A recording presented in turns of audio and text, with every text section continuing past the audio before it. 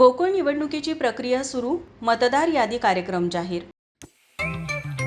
जेवण म्हणजे फक्त पोटभरणं नसून ते चविष्ट आणि आरोग्यदायी हवं. म्हणूनच साई जीवन कोल्ड प्रेस्ड ऑइल बनवलंय सर्वोत्तम शेंगदाण्यांपासून. ना केमिकल्स ना उष्णता, झिरो कोलेस्ट्रॉल आणि ट्रान्सफॅट फ्री. प्रत्येक थेंबात शुद्धता, चव आणि आरोग्य. म्हणजेच तुमच्या हृदयासाठी आणि कुटुंबाच्या आरोग्यासाठी उत्तम. आजच साई जीवन निवडा, कारण आरोग्याला शॉर्टकट नसतो.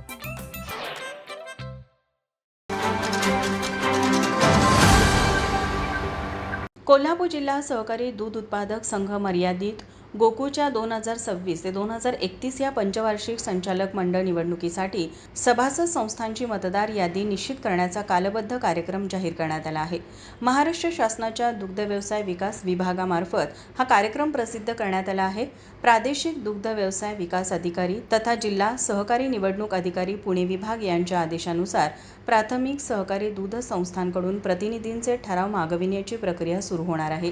26 मे ते 1 जून 2026 या कालावधीत संबंधित संस्थांना पत्र पाठविता येणार असून संस्थांनी त्यांच्या प्रतिनिधी नियुक्तीचे ठराव 2 जून ते 1 जुलै 2026 दरम्यान सादर करावेत, असे निर्देश देण्यात आले आहेत.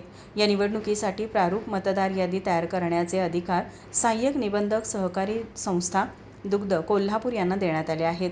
दरम्यान या कालावधीत निवडणूक कार्यालयाचे कामकाज जिल्हा दुग्ध व्यवसाय विकास अधिकारी कार्यालय, ताराबाई पार्क, कोल्हापूर येथून चालणार असल्याची माहिती प्रशासनाने दिली. माझा महाराष्ट्र न्यूज कोल्हापूर. ताज्या घडामोडी पाहण्यासाठी माझा महाराष्ट्र न्यूजला आजच सबस्क्राईब करा.